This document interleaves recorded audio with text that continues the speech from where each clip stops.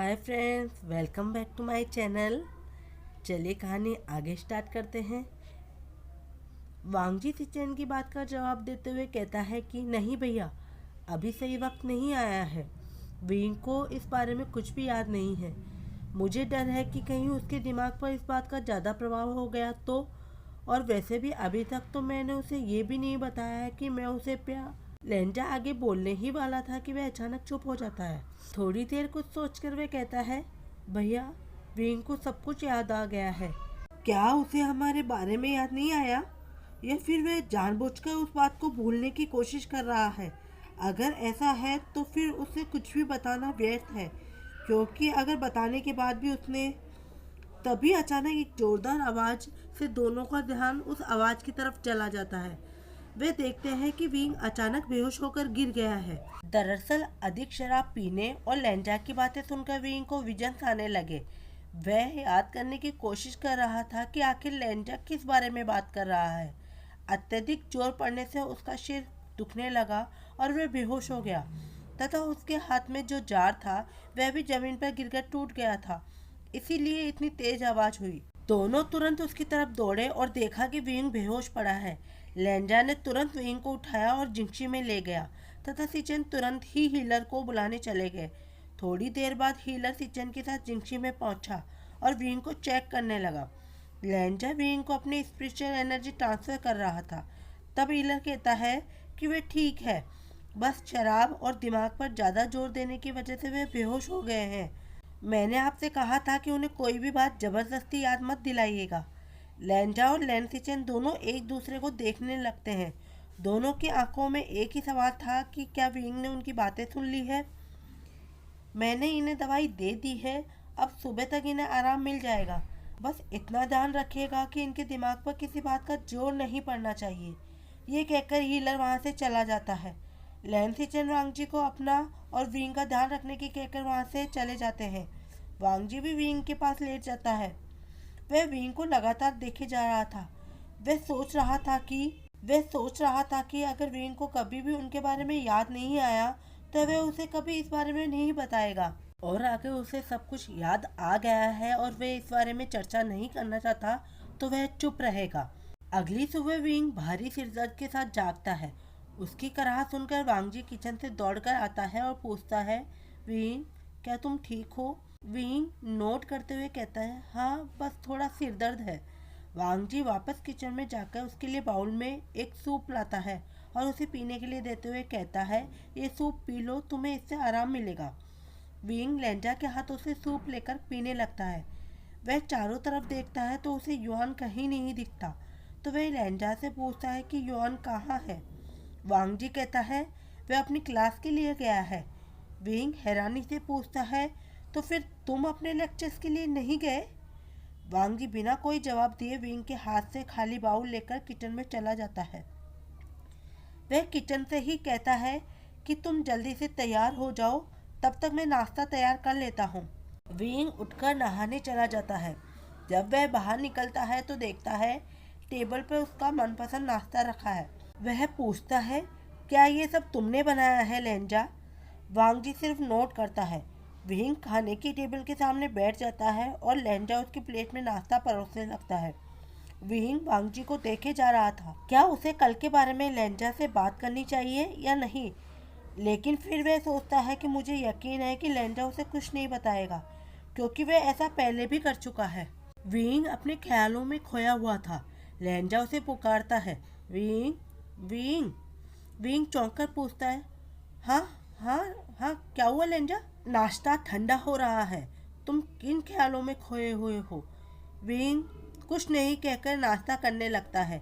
लेंजा को पता था कि विंग शायद उनकी बातें सुन चुका है और उसी बारे में सोच रहा है, लेकिन वह कुछ नहीं कहता। नाश्ता खत्म करने के बाद लेंजा कहता है, विंग, क्या तुम मेरे साथ लाइब्रेरी चलना चाहोगे? विंग हाँ में सिर हिलाता है। दोनों एक साथ लाइब्रेरी चले जाते हैं।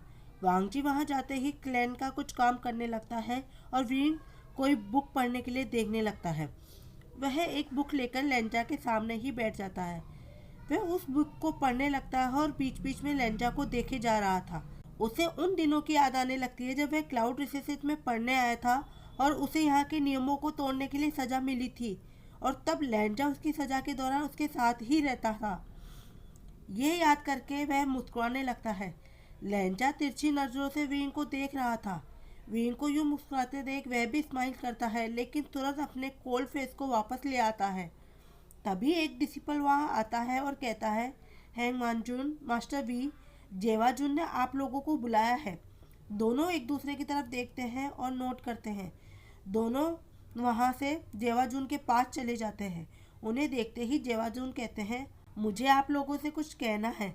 मास्टर वी, आपकी तबीयत अब कैसी है? विंग मुस्कुराते हुए कहता है, ठीक है जेवाजुन। जेवाजुन मुस्कुराते हुए नोट करते हैं। फिर वे कहते हैं, वांग जी, किंगे से आमंत्रण पत्र आया है। मैं क्लैन के कार्यों की वजह से वहाँ नहीं जा पाऊंगा और अंकल भी यहाँ नहीं है, इसलिए मैं चाहता हूँ कि तुम मास्टर वी के साथ वहाँ जाओ। लैंडा समझ जाता है सिचेन ऐसा क्यों कह रहे हैं, लेकिन विंग चौंक कर पूछता है, मैं? लेकिन जेवाजुन, मैं इतने टाइम से गायब था और अब अचानक वहाँ जाना। तब जेवाजुन कहते हैं, मास्टर वी, कभी ना कभी तो सबको बताना ही होगा ना कि आप वापस आ गए हैं, और वैसे भी अब आपकी याददाश्त वापस आ चुकी है, तो इससे आपको फायदा ही होगा। विंग थोड़ी देर सोचने के बाद हाँ में सिर हिला देता है। तभी वहाँ युआन आता है, जो अपनी क्लास से लौटा था। वह विंग को अचानक देखकर खुश हो जाता है, लेकिन थोड़ी ही देर बाद मायूस हो जाता है। विंग ये नोटिस कर लेता है। वह अपनी नीज पर बैठकर युआन को प्यार से अपने पास बुलाता है, लेकिन युआन अपनी जगह पर ही खड़ा रहता है। तब लैंजा उसे इशारों में हाँ कहता है तो युआन विंग के पास आ जाता है। विंग युआन को गले लगाते हुए कहता है, बाबा ने युआन को बहुत मिस किया। क्या युआन ने बाबा को मिस किया? और क्या युआन अपने बाबा से नाराज है? बाबा शब्द सुनकर युआन रोने लगता है और रोते रोते कहता है, आप मेरे बाबा नहीं हो, और भागकर लैंजा के पास चला जाता है, जोर जोर से रोने लगता है। लैंजा उसे अपनी गोद में उठा लेता है तथा उसकी पीठ पर हाथ फिराते हुए उसे चुप कराने लगता है। युआन का ऐसा बिहेवियर देखकर विंग बिल्कुल दंग रह गया था, क्योंकि युआन शांत रहने वाला बच्चा था। वह कभी किसी बात पर इस तरह रिएक्ट नहीं करता था।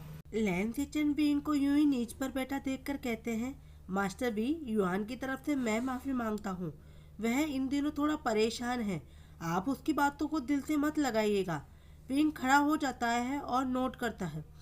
वह झूठी स्माइल देता है, लेकिन अंदर से उसके दिल में बहुत दर्द हो रहा था जब युआन ने कहा कि वह उसका बाबा नहीं है। पता नहीं क्यों, पर विंग का दिल टूट गया। वह भी जानता था कि ये सच है, पर इतने दिनों युआन के मुंह से बाबा सुनते सुनते उसे इसकी आदत हो गई थी और वह सच में युआन को अपना ही बेटा मानने लगा था। लेकिन आज लैंजा रोते हुए युआन को ले जाकर अंदर बेड पर लिटा देता है, जो रोते रोते सो गया था। वह फिर बाहर आकर सिचेन से कहता है, भैया, युआन सो गया है, हम चलते हैं। वे दोनों वहाँ से जिंगशी की तरफ जाने लगते हैं। विंग पूरी तरह से खामोश था। जिंगशी में पहुंचकर किंगे जाने की तैयारी के लिए लैंजा अंदर चला जाता है, लेकिन विंग की तरफ से कोई हलचल और जवाब ना पाकर लैंजा कहता है, विंग, तुम्हें भी अपना सामान रख लेना चाहिए। लैंजा को पता था कि विंग को युआन की बातों से हर्ट हुआ है, लेकिन वह ये भी जानता था कि अगर विंग को वह बात याद नहीं आई तो ये सच हो जाएगा।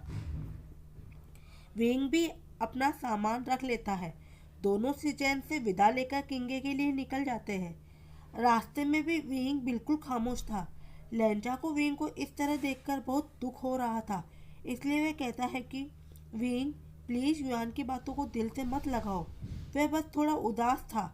उस दिन तुम्हारी बातों से उसे बुरा लगा, इसलिए आज उसने ऐसा कह दिया। प्लीज, वो बच्चा है, तुम उसकी बातों के बारे में ज्यादा मत सोचो, वह ठीक हो जाएगा। विंग ये सुनकर चौंक जाता है और कहता है, तो क्या युआन इसलिए मुझसे नाराज था कि उस दिन मैंने ऐसा कहा था? वो तो मैंने उस आदमी को इसलिए कहा था कि मैं नहीं चाहता था युआन को बाद में दुख हो, और तुमने ये बात मुझे पहले क्यों नहीं बताई? मैं उसे समझाता। लैंजा कहता है, वह उस समय बहुत दुखी था, इसलिए उसका भैया के साथ रहना ही ठीक था। थोड़ी देर के लिए विंग चुप हो जाता है। फिर वह कहता है, लैंजा, क्या तुम्हें भी मेरी बातों का बुरा लगा था? क्योंकि तुमने भी उस दिन मुझसे ज़्यादा बात नहीं की थी। ये सुनकर लैंजा थोड़ी देर के लिए चुप रह जाता है और कहता है, हाँ, मैं युआन की वजह से थोड़ा परेशान हो गया था। विंग ये सुनकर उदास हो जाता है क्योंकि उसे लगा था कि लेंजा कहेगा कि उसे खुद के लिए बुरा लगा था। दोनों किंगे पहुंच जाते हैं। किंगे पहुंचते ही सभी विंग को देखकर हैरान हो जाते हैं क्योंकि वह अचानक गायब हो गया था और अब इतने सालों बाद वापस आया है, वो भी हैंग वांगजुन के साथ। सबकी नजरें अपने ऊपर पाकर विंग ऑकवर्ड फील करने लगता है। तभी नी हुए सांग दौड़ता हुआ विंग के पास आता है और कहता है, भाई भी आप कहाँ चले गए थे? इतने सालों तक कहाँ थे? तब विंग कहता है कि निये, सारी बातें यहाँ बाहर ही करोगे या हमें अंदर भी चलने दोगे? तब हुए सांग शर्मिंदा होते हुए कहता है, मुझे माफ कीजिए। हैंग वांगजुन को ग्रीट करते हुए उन्हें अंदर ले जाता है। अंदर नी मिंगजू भी विंग को देखकर एक बार को हैरान रह जाते हैं, फिर उनका स्वागत करते हैं। वे लोग थोड़ी देर आपस में बात करते हैं। वहाँ अन्य लोग भी उपस्थित थे, इसलिए उन्होंने वी वुशियान के बारे में बात करना ठीक नहीं समझा। उन्होंने इशारों में हुए सांग को विंग को बाहर ले जाने के लिए कहा। हुए सांग विंग का हाथ पकड़कर उसे बाहर ले आया। ये देखकर लेंजा के चेहरे पर जलन साफ दिखाई दे रही थी। नी हुए सांग उसे लेकर अपने रूम में चला जाता है, जहाँ वह उसे तरह तरह की अपनी बनाई हुई पेंटिंग्स दिखाने लगता है तथा साथ ही बताने लगता है कि कैसे किसान के युद्ध में उसकी वजह से वह जीते थे और उसने उन्हीं लम्हों को अपनी पेंटिंग्स में उकेरा था। यहाँ तक कि उसने युआन के कहने पर कुछ पोर्ट्रेट उसे भी दिए थे। नी हुए सांग बिना विंग को देखे अपने सभी पोर्ट्रेट विंग को दिखाई जा रहा था और युद्ध के बारे में बताया जा रहा था। फिर वह पूछता है कि पर आप गायब क्यों हो गए थे? हम सब ने मिलकर आपको बहुत ढूंढा, पर आपका कुछ पता नहीं चला। हम सबको लगा कि कहीं आपको कुछ हो तो नहीं गया, लेकिन सिर्फ हैंग वांगजुन थे जिन्होंने कहा था कि विंग को कुछ नहीं हुआ और वह वापस लौट कर आएगा, और उन्होंने आपको ढूंढना कभी बंद नहीं किया। आपकी चीजें भी आपको याद करके रोती रहती हैं और चैंग भाई ऊपर से नहीं दिखाते, पर वह भी आपको बहुत मिस करते हैं। हुए सांग पीछे मुड़कर विंग की तरफ देखता है तो विंग अपने सिर को जोर से पकड़कर कर्रा रहा था। हुए सांग ये देखकर घबरा गया और विंग को पकड़कर कहने लगा, वी भाई क्या हो रहा है आपको? दरअसल युद्ध के पोर्ट्रेट और हुए सांग की बातों से विंग को युद्ध की सारी बातें याद आने लगी थी। यह भी कि युद्ध से पहले और बाद में क्या हुआ था। यही एक याद थी जो उसे अभी तक याद नहीं आई थी। इन्हीं सभी बातों की वजह से उसे सिर में दर्द होने लगा था। उसकी आंखों के आगे अलग अलग धुंधली तस्वीरें घूमने लगी थी। धीरे धीरे उसका विजन ब्लर होने लगता है और वह बेहोश हो जाता है। हुए सांग तुरंत एक डिसिपल को अपने भाई और हैंग वांगजुन को बुलाने भेजता है तथा दूसरे को हीलर को।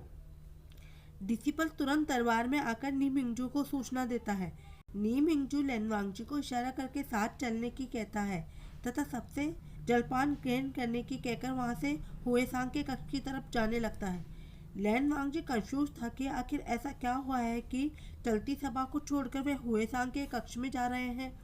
तभी उसे विंग का ख्याल आता है, कहीं विंग को तो कुछ नहीं हुआ, और वह दौड़कर कक्ष के अंदर चला जाता है। वह देखता है कि विंग हुए सांग की गोद में बेहोश पड़ा है। ये देखकर उसे जेलसी होने लगती है तथा गुस्से में वह विंग को अपनी बाहों में उठाकर बेड पर लिटा देता है और गुस्से में हुए सांग से पूछता है, क्या हुआ है विंग को? तब हुए सांग डरते डरते कहता है, मैं तो बस उन्हें अपने बनाए हुए पोर्ट्रेट दिखा रहा था और अचानक उनका सिर दुखने लगा और वे बेहोश हो गए। तब लेंजा पूछता है, क्या तुमने उसे युद्ध के बारे में कुछ बताया था? हुए सांग डरते डरते हाँ में सिर हिलाता है। नी मिंगजू को कुछ भी समझ नहीं आ रहा था कि आखिर ये सब हो क्या रहा है। वह लेंजा से पूछता है, वांग जी, आखिरकार मास्टर विभूषण को क्या हुआ है और युद्ध की बात का इससे क्या लेना देना है?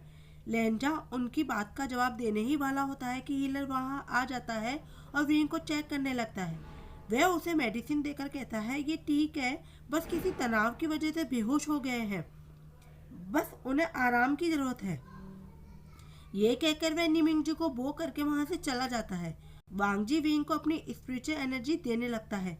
हुए सांग अभी भी डरा हुआ था। वो कहता है, मैंने ये सब जानबूझकर नहीं किया, मुझे नहीं पता था कि वीवाई के साथ ऐसा होगा। नी मिंगजू हुए सांग को चुप रहने की बोलते हैं और वांगजी से फिर पूछते हैं कि आखिर बात क्या है। तब लेंजा उन्हें सारी बात बताता है। ये सुनकर दोनों निये ब्रदर्स हैरान रह जाते हैं, यानी कि मास्टर विभीषण के गायब होने के पीछे उनका डेमोनिक कल्टीवेशन था और इसी वजह से उनकी याददाश्त भी चली गई थी। इसीलिए इतने सालों में वापस नहीं लौटे थे। वांग जी हाँ में सिर हिलाता है। तब नी मिंगजू चिंता भरे लहजे में फिर पूछता है, लेकिन क्या अब भी उनके शरीर पर नकारात्मक ऊर्जा का प्रभाव है? तब लेंजा कहते हैं, नहीं। जिस व्यक्ति ने विंग को बचाया था उन्होंने इसकी नकारात्मक ऊर्जा को लॉक कर दिया है। हालांकि उसकी लौटती याददाश्त के साथ वह भी जागृत हो रही है, लेकिन हमें उसे शांत करने का उपाय भी मिल गया है। ये सुनकर नी मिंगजू रिलैक्स हो जाता है और अब नी मिंगजू और निये हुएसांग दोनों वहाँ से चले जाते हैं। नी मिंगजू कहता है, वांग जी तुम मास्टर विविशान के साथ यहीं रुको, हुएसांग दूसरे कक्ष में चला जाएगा। वांग जी नोट करता है। दोनों निये ब्रदर्स के जाने के बाद वांग जी विंग के बगल में लेट जाता है और वह भी सो जाता है।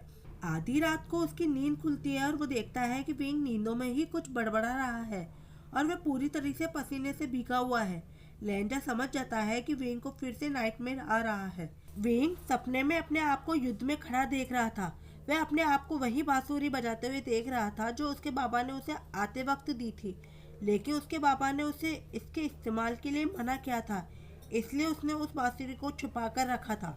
वांग जी विंग के चेहरे का पसीना पहुंचता है और उसके सीने पर अपना सिर रखकर सॉन्ग गुनगुनाने लगता है। धीरे धीरे विंग रिलैक्स होकर सो जाता है। अगली सुबह जब विंग को होश आता है तो वह अपने पास लेंजा को सोया हुआ देखकर मुस्कुराने लगता है। वह अनजाने में ही लेंजा को अपने सीने से लगा लेता है और उसके फोरहेड पर किस कर लेता है। उसके इस एक्शन से अचानक लेंजा की आंख खुल जाती है। वह विंग को देखने लगता है। विंग भी अचानक लेंजा को उठा देखकर नर्वस हो जाता है।